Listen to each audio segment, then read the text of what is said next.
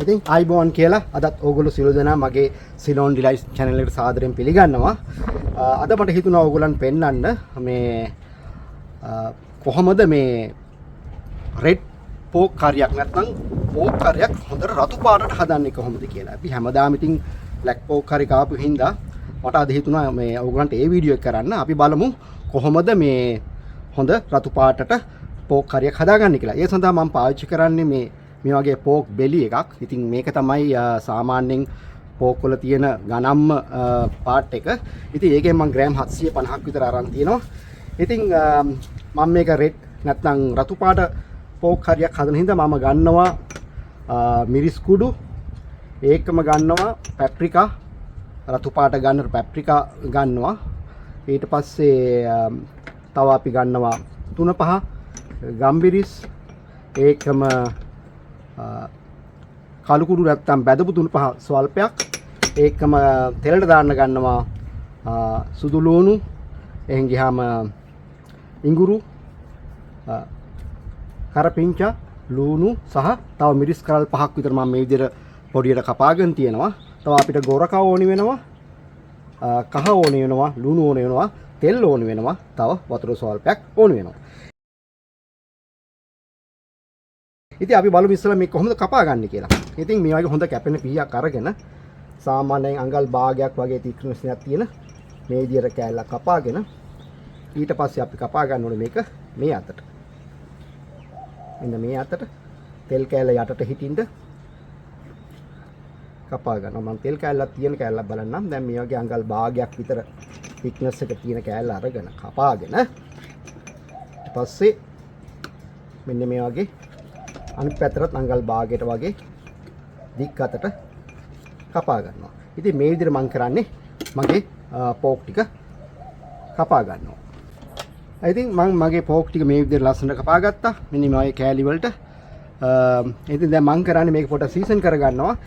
මම සීසන් කරගන්න දා ගන්නවා 3-5 මේ සැඳි එකමාරක් දෙකක් වගේ. ඒකම කළු කුඩු එච්චර දාගන්නේ. සාමාන්‍යයෙන් මේ හැන්දකට වඩා පොඩ්ඩක් වැඩියෙන් දාගන්නේ. මොකද ඒකෙන් හොඳ රහක් එන හින්දා.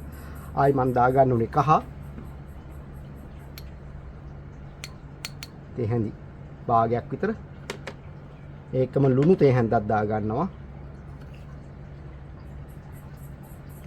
මේ විදිහට ලුණු තේ හැන්දක් විතර දාලා පස්සේ අපිට දාගන්න පුළුවන් ලුණු මදි වුණොත්.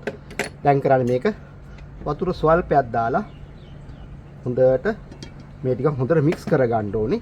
තව ඒකම අපිට ඕන නම් ගම්බිරිස් දාන්න පුළුවන්. ගම්බිරිස් පස්සේ දාන්නත් පුළුවන්. මම දැන්ට තේ හැන්දක් දා ගන්නවා.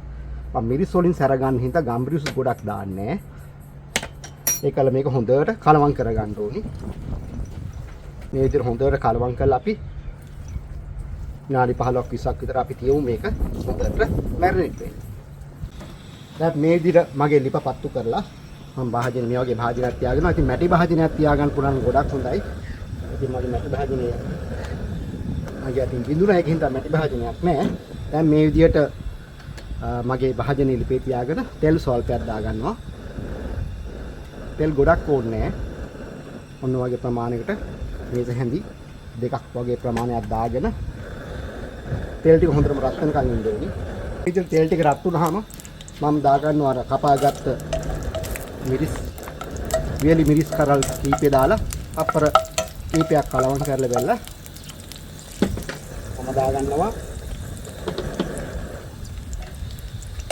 ලුණු ටික දාලා ලුණු ටිකත් එක වෙලාවක් බැදෙන්න අරින්න ඕනේ. මොකද ඉක්මනින් ලුණු දාන්නේ මේ මිරිස් කරල් ටික ඉක්මනින් බැදෙන හින්දා. දැන් මේ විදිහට ටික වෙලාවක් කලවම් කරලා ඊට පස්සේ මම දා ගන්නවා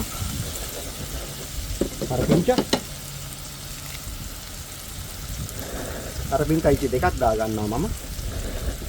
දාලා ඒකත් ටික වෙලාවක් කලවම් කරලා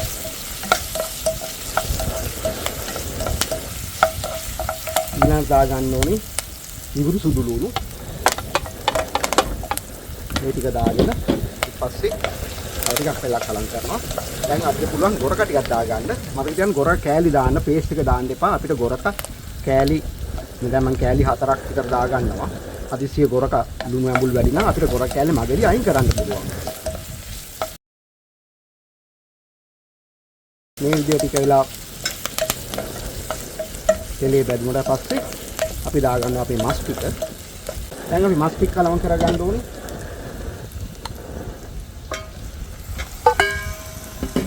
දාලා මේ මස් ටික හොඳට කලවම් කරගන්න තෙල් මේ හැම මස් කෑල්ලකම තෙල් ගෑවෙන්න ඕනේ. ඒක ඉතාමත් වැදගත්. දැන් මේ විදිහට හොඳට කලවම් කළා මම විනාඩි 5ක් විතර වගේ මම පියනින් වහලා උයා ගන්නවා. විනාඩි 2-3කට පස්සේ මේ විදිහට ආපහු කලවම් කරලා ගන්නවා. මතක තියාගන්න වතුර එහෙම දාන්න එපා. දැන් රෙඩ් පෝක් කරියකට අවශ්‍යම කරන දේ අපි දැන් දාගන්න ඕනේ. මිරිස් කුඩු මම දාගන්නේ භාජනයට මතක තියාගන්න. අවශ්‍ය කරන ප්‍රමාණය දාන්න ගොඩක් සැර කරගන්නත් එපා රතු පාට ගන්න ගිහිල්ලා. ඉතින් ඒ හින්දා තමයි මම දාන්නේ පැප්‍රිකා. මේවා සැර නෑ. පාට හොඳට එනවා. මේ විදිහට අවශ්‍ය කරන ප්‍රමාණය දාගෙන ඊට පස්සේ මේ විදිහට භාජනයට කියලා දැන් කරන්නේ අපි මේක හොඳට කලවම් කරගන්නවා. තෙල් මොනවත් වතුර කිසි දෙයක් දාන්න එපා. දැන් හොඳට පේනවා හොඳට මේ විදිහට රතු පාට වේගෙන එනවා. මම තව මිරිස් ටිකක් දා ගන්නවා. ආයි පත්‍රිකා පිහිටි තව දා ගන්නවා. දාලා ඊට ආපහු මස් ටික කලවම් කරගන්න. ගොඩක් අය තෙලට දානවා මිරිස්. ඒක එහෙමත් කරන්න පුළුවන්. මම කැමති මේ විදිහට වතුර නොදා තෙලෙම්ම මේ මස් කෑලි හොඳට වැහිලා තියෙන හින්දා අපි දාන මිරිස් සහ පැප්‍රිකා හොඳට මේ මස් කෑලි වටේට අල්ලා ගන්නවා. දැන් උරන් වෙන හොඳ රතු පාටක් ඇවිල්ලා තියෙනවා. දැන් අපි ගින්දර පොඩ්ඩක් අඩු කරගන්න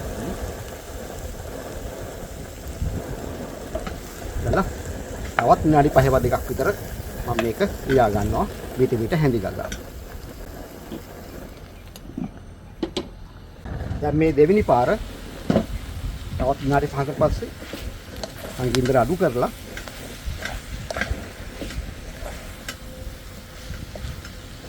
පේනවනේ රතු පාට. ඔයගොල්ලන්ට පේනවා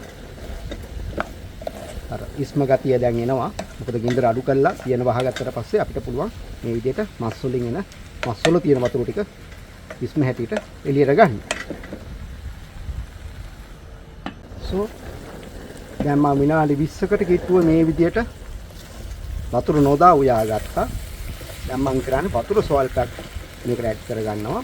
වතුර ගොඩක් වැඩි කරගන්න එපා. සාමාන්‍යයෙන් දැන් මම කරන්නේ පියනින් වහලා තවත් විනාඩි 15ක් 20ක් විතර මස් ටික හොඳට රීදෙනකන් උයා ගන්නවා. විනාඩි 15ක් වගේ ඇත්තටම මම මේ පියනින් වහලා මේක උයාගත්තා. දැන් නම් මම කාලත් බැලුවා. මගේදී මම ගොරක් කැලක් අයින් කරා ඇඹුල් කුට්ටක් ගානට ඇවිල්ලා තියෙන හින්දා. ඉතින් දැන් ඔයගලන්ට පේනවා කොච්චර ලස්සනට මේ රතු පාටට මේ පෝක් කරි ඇවිල්ලා තියෙනවද කියලා. ඉතින් මේ විදිහට ස්ටෙප්ස් ටික ෆලෝ කරගත්තොත් ඔයගලන්ට මේ වගේ හොඳ කරියක් හදා ගන්න පුළුවන්. ඉතින් අපි මේක ලිපෙන් බාලා ටික වෙලාවක් තියලා අපි බලමු කොහොමද අපේ රෙඩ් පෝක් කරිය ආවේ කියලා.